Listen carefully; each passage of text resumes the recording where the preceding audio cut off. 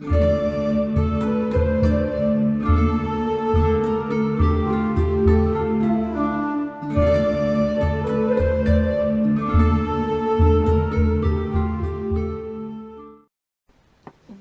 to the Pagan Playground, my divination series, where I will be reviewing and showing different divination tools that I have. And I shall start off episode 1 with the Goddess Oracle. As I am still kind of reading through, I'm like halfway, not quite halfway, into, I kind of like read the book first and kind of get to introduce myself to the deck. And can we just insert squee right here? We went to do some recon. We were on a mission. Went to a city that I've only been, well, the city I've been to multiple times. I think I was born in said city. And we were looking for something. And there was a store called Savers right there. And I'd only been twice before with a friend. But since it was there, you know, if you see my other channel, I live at the thrift store, and I'm like, oh no, we ain't not stopping there.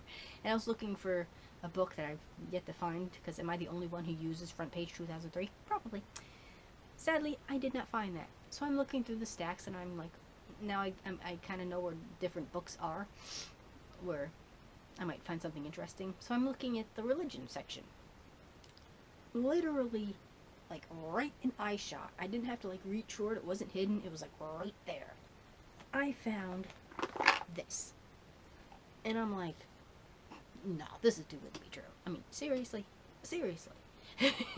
One, somebody donated an oracle deck. Now, I've yet to cleanse this, so I haven't actually used this deck. That's why I'm still sort of kind of, studying it, getting to know it, and then when this full moon comes up, that's when I'll cleanse it. And I just sort of open the box and kind of put them out there for the moon. And I'm thinking, okay, huge box, by the way, which is like, most of my oracle decks are like half this size, and I'm like, okay, so I'm thinking, and I pick it up, $4. With tax, it was under $5. Hey, I love a bargain, okay? So I'm thinking, okay, there's got to be like, there's going to be like a card missing or something. So we get into the car, finish up, and I wasn't quite sure how the box worked, because I thought the box was broken, but the box could be a little better as far as being able to store it. It just kind of looks like that. But the book was right there on top, so it fits everything in, which is kind of nice. But it's a nice book too. So I'm kind of starting to read it, look through the book. And let's see. The Goddess Oracle celebrates the many faces of the goddess, as she has been worshipped in cultures around the world since the beginning of time. Through a dynamic combination of poetry, mythology, and ritual, this magical oracle offers insights and guidance for handling the challenges facing you. By helping you understand the present, the Goddess Oracles enable you to create your future as you want it to be. And I think this is interesting because it does give you, a lot of goddesses, and I forgot how many cards are in here. 50 something? 52, I think. Isn't that a standard oracle? Yep, 52 cards. So there's 52 separate goddesses, and I'm like, well, that's very interesting. Now I know the Greek pantheon, the Roman pantheon, the Egyptian pantheon, but I know very little of like the Asiatic and the Indian. Will they still be considered Asiatic? I don't know. But there's goddesses in here with like unpronounceable names, though I am familiar with Inanna, Isis or East, and she has many other names. The Egyptian name for Isis was Aset. All the Egyptian names, if they're female, end in T. The Greeks gave the Us's. And Isis, the Isis card is mothering, which is perfect. So there are, like, Kali I've heard of, Lakshmi. The later ones I'm familiar with. Sophia I've never heard of. And her card is Wisdom. And her is a Greek goddess. She is a Greek goddess. So it's interesting that you get to be introduced to other cultures' version of the goddess. Caradwin's in here. Baba Yaga I've heard of, but I don't know much about. And now the book is interesting because when it mentions poetry, this is the Baba Yaga poem. And the section on that card starts with a poem. And it goes, Wild woman. I walk in the forest and speak intimately with the animals. I dance barefoot in the rain without any clothes. I travel on pathways that I make myself, and in ways that suit me. My instincts are alive and razor sharp. My intuition and sense of smell are keen. I freely express my vitality, my sheer exuberant joyfulness, to please myself. Because it is natural. It is what needs to be. I am the wild, joyous life force. Come and meet me. And the card is Wild Woman. And then it goes into the mythology of the goddess, where she's from, what she's about, what the culture believed in. And it does give you the pronunciation of the goddess, which is really useful, especially with like the Asian, I'm Northeastern American. We haven't spoken English either in America in like 240 years. So what we speak don't work with these highly impossible names. Which I can find one that's impossible right now. So that's really interesting. And then she goes into the meaning of the card. I kind of wish there was more to the meaning of the card. It just sort of gives you like a paragraph. Baba Yaga, according to the pronunciation, Baba Yaga. Sad, since I'm Polish and Czech, it's a Slavic goddess, and I can't pronounce it. Thanks, Grandpa, for not teaching me this. So, she flies into your life as in her mortar to help your nature wholeness by getting in touch with your wild woman. Free her, you need her. The wild woman is part of your joy, part of your vitality, part of your creativity. Sounds like she'd be fun to be around. I mean, the description is, I suppose, enough, but then I like as much information as possible. But then it goes into ritual suggestion on how to kind of meet the goddess and interact with the goddess. And she sets up, in the beginning of the book, the basics of casting circle and, all that. And then it starts with like a meditation, and it goes through a visualization, which, for me, I can visualize easily. That's not a problem for me, because there's so many worlds going on up here, I don't know what's going on.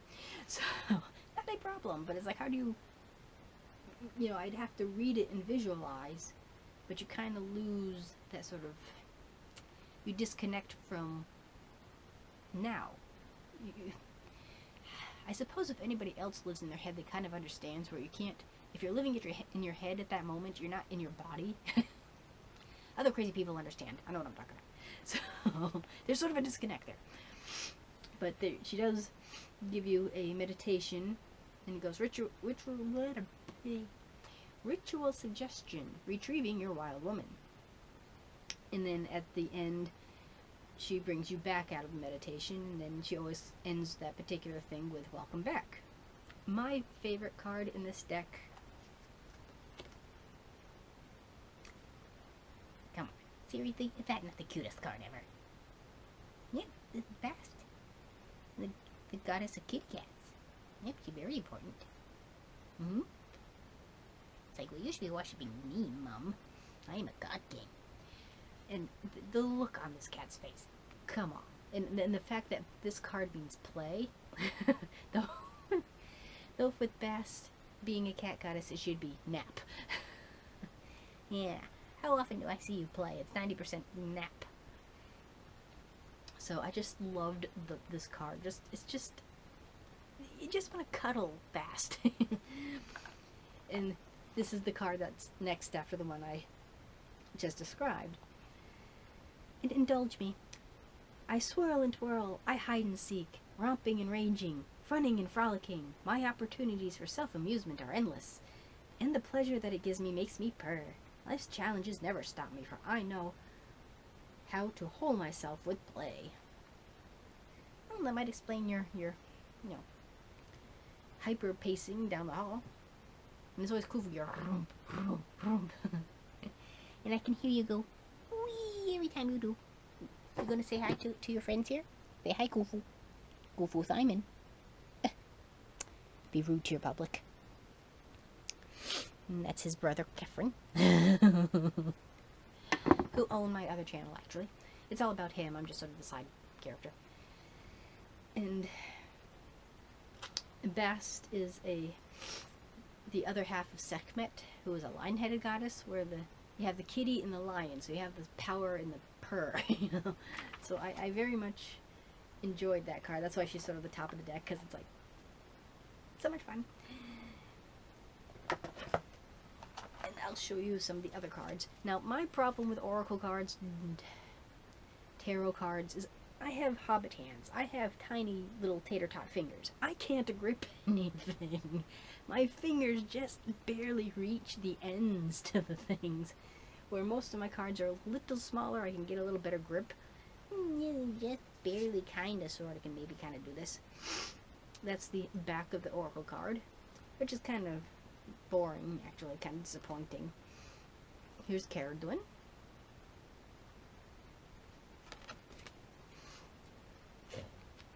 Izumi, who is an Asian goddess. Izume. I believe she'd be Japanese, right? Is it Maeve or Mauve? That's sort of like the quandary in English.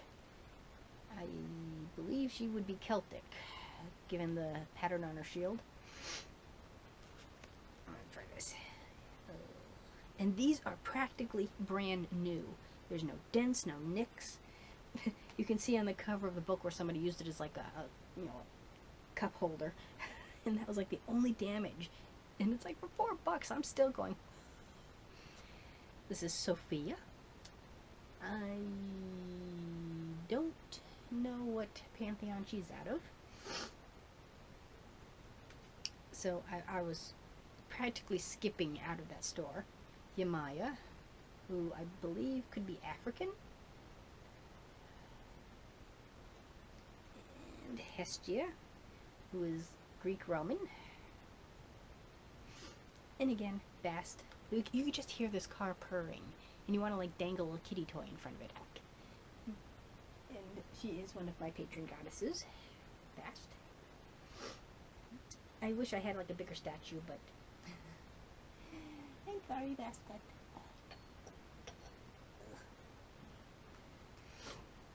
So I was very happy to get that. And it's by Amy Sophia Marashinsky and illustrated by Hirana Janto.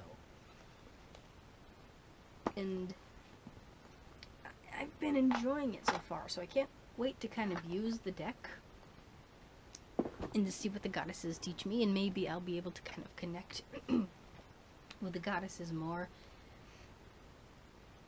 using that. I'm still using my energy oracle, so I kind of phase in and out, kind of depends which oracle wants to be used at that time.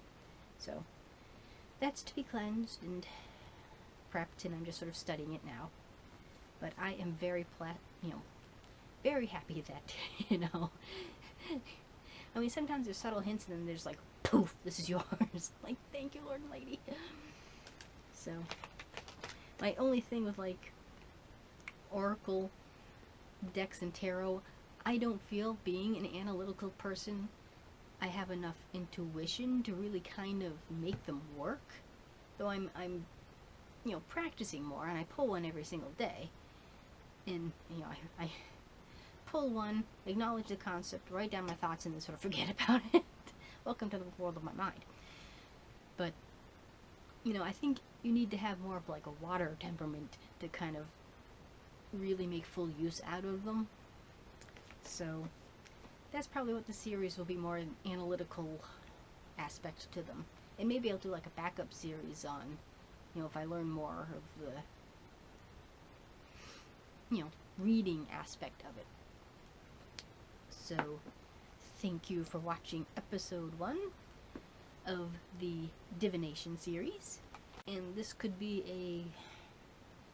a 9-10 series spread. And blessed be.